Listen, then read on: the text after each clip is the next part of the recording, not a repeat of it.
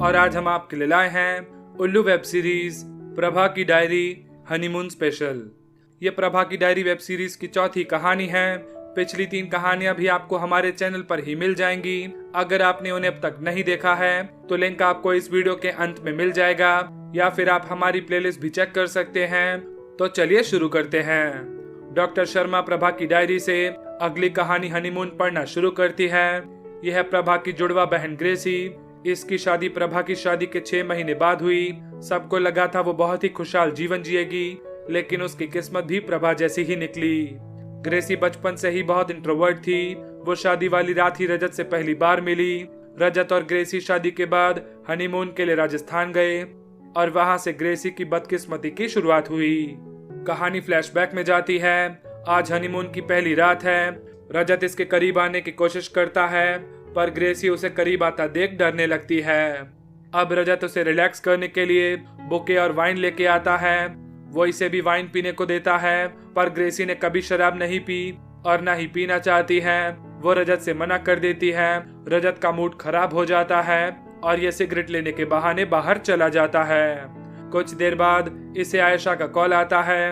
रजत बताता है मेरी वाइफ बहुत ही बोरिंग है, ना शराब पीती है, ना कुछ बात करती है और ना ही मुझे अपने करीब आने देती है। पता नहीं हनीमून के ये 5 दिन कैसे कटेंगे। आयशा मैरिड है, पर फिर भी काफी समय से इन दोनों के नाजायज संबंध रहे हैं। आयशा कहती है वाइफ के साथ मजा नहीं आ रहा तो क्या मैं आ जाऊं? वैसे भी मेरा हस्बैंड 1 हफ्ते के लिए अब्रॉड गया है।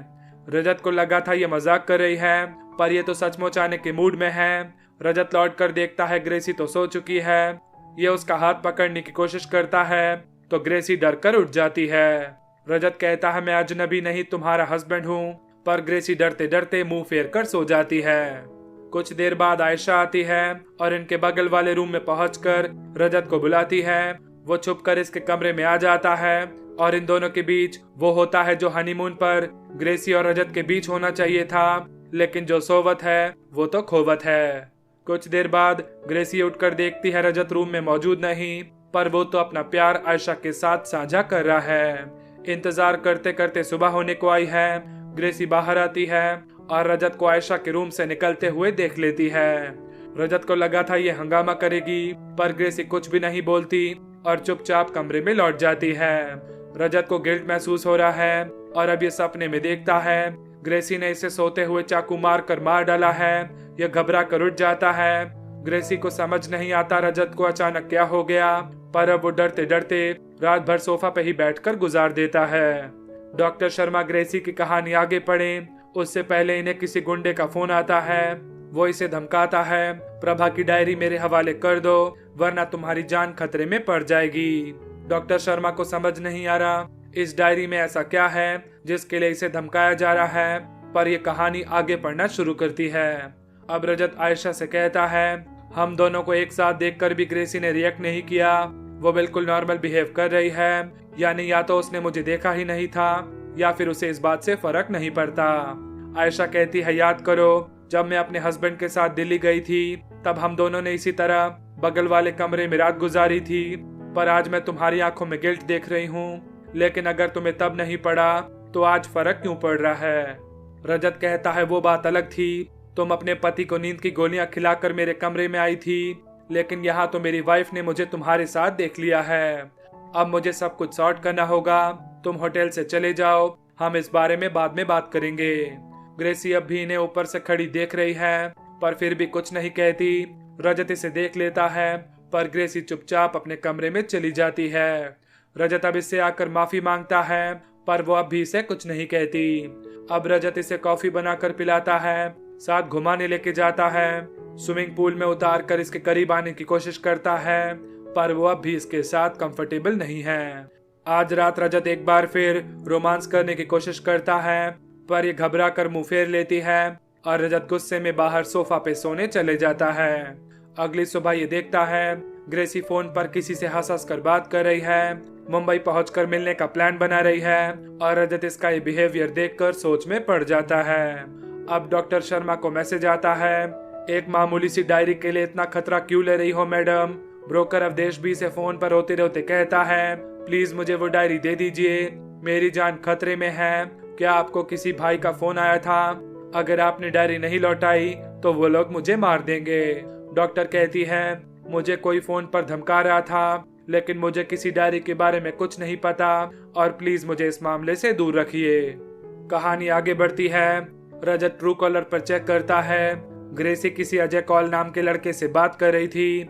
ये शराब के नशे में अपने दोस्त आनंद से कहता है, आज तक जिस लड़की की मेरे आगे आवाज तक नहीं निकली वो किसी लड़के से हंस हंस के बात कर रही थी। जरूर उसके कॉलेज का कोई दोस्त होगा, लेकिन इनकी बातों से लग रहा था ये रिश्ता दोस्ती से कहीं ज्यादा गहरा है। आनंद से समझाता है, भाभी ने अपनी मर्जी से तो उससे शादी की है। वो छोटे शहर की एक इंट्रोवर्ट लड़की है, क्या पता उसे खुलने में वक्त लग रहा हो। मैंने सुना है इंट्रोवर्ट लड़कियों को डोमिनेटिंग लाइफ पार्टनर्स पसंद होते हैं, क्या पता भाभी जी भी उसी टाइप की हो।